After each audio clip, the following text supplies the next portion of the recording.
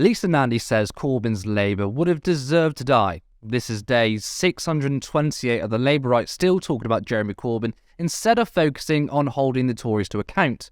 Now, regrettably, it's from GBBs, which is fake news in my opinion, but the focus here is Lisa Nandy. Lisa Nandy admitted the Labour Party risked dying if it continued to promote Corbynism after the 2019 election. Quote, "People felt really disrespected by what happened during Brexit, and we'd gone through a period where we moved to the extremes in the party. We were promising the earth to people who are incredibly grounded and realistic and could see that we had no ability to pay for it. They were worried about whether they could trust us with their money." Now, can anyone for once just not blatantly lie when talking about the left or Corbyn's leadership? There are so many legitimate ways of criticising Corbyn without pulling shit out your ass. So firstly, I agree about the second referendum. It was a policy that alienated so many people who voted for Brexit. It was integral in losing so many Leave voting seats, especially the North. But who pushed for the second referendum? Yeah, that's right, Keir Starmer, the current leader. Now, it's not like he just put across an argument for this position, as it's anyone's right to debate policy. No, he took it upon himself to call Labour a Remain party. This was not following the collective responsibility of the front bench, nor was it the line from Lotto. The official policy was a second referendum within 6 months and Corbyn would stay neutral. That's a far cry from saying you are a Remain party. But there's also many who had belonged to the Labour right who pushed for the second referendum, which Corbyn reluctantly gave in. Now, he isn't without criticism. He should have picked a position early on rather than, dither for a long period of time because people felt he was clueless on the issue. But the core reason as to why Labour lost was heavily pushed by the current leader. It's incredible. Now, she also said Labour moved to the extreme. I'm so sick of this crap because a robust social democratic programme, which currently exists in many European nations, is not extreme. The extreme position is to carry on with neoliberalism. Now, she also mentions that Labour had no ability to pay for it all. Again, this is a categoric lie.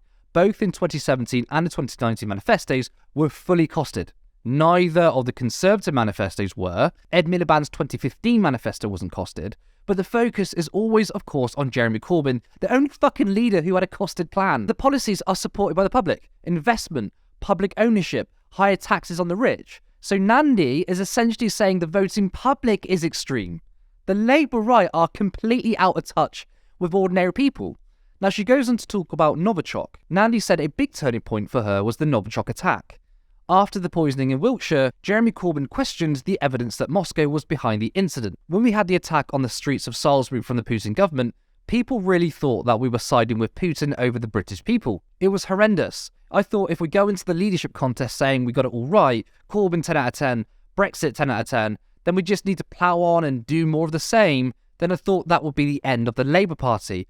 I thought we'd die and we would deserve to. So first off, there was a huge outcry to what Corbyn said, yet it was completely over the top. He said that we should find concrete evidence that it was in fact Russia. Now, I think we all knew it was them, and I'm sure Corbyn did too, but a completely unreasonable position would be to accuse without evidence first. Now, the media were looking for blood, but can you imagine these sorts of people in the court of law? It's all right. We don't need evidence. I suspect it's this guy. Prosecute him.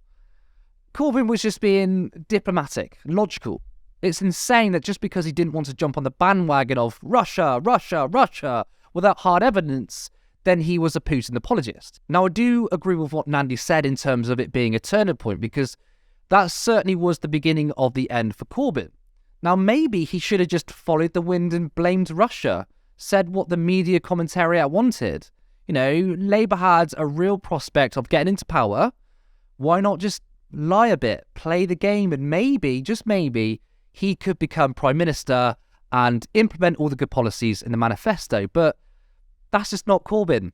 He's too honest, and maybe that's a bad thing. I don't know. Now, what she also doesn't get is that most of the left weren't calling for the exact same thing. There were many on the left who criticised the Brexit policy. Everyone else jumped on the second referendum bandwagon, and it wasn't the left who decided that Labour should be called a Remain party. Again, it was the current leadership. If Corbyn had his way, Labour would have supported a soft Brexit in 2019 too. It's not a Labour left issue. No person in their right mind believed that Corbyn should have stayed on, or a carbon copy was needed and eventually Labour would win. despite it hardly being fair with the establishment throwing the kitchen sink at him. No, the members who still support Corbyn and the policies voted for Keir Starmer because his pitch was Corbynism in a suit, and I'm sure people expected some compromises, but I'd say most believed that the neoliberal agenda was over. Now, obviously, that hasn't happened, but I don't get these lot. Why do they still have to invoke Corbyn? I mean, Starmer said in the speech to Blairite group Progressive Britain on Saturday that they are not a party of not being Corbyn, but they are, and the fact that they keep talking about him proves that. Now, sure, the media are still somewhat obsessed with him, but an easy answer would just be to say, look, I'm not interested in talking about past leaderships. Corbyn had his time. It was right that he put forth his agenda, but he lost, and now it's our time to put forward our programme.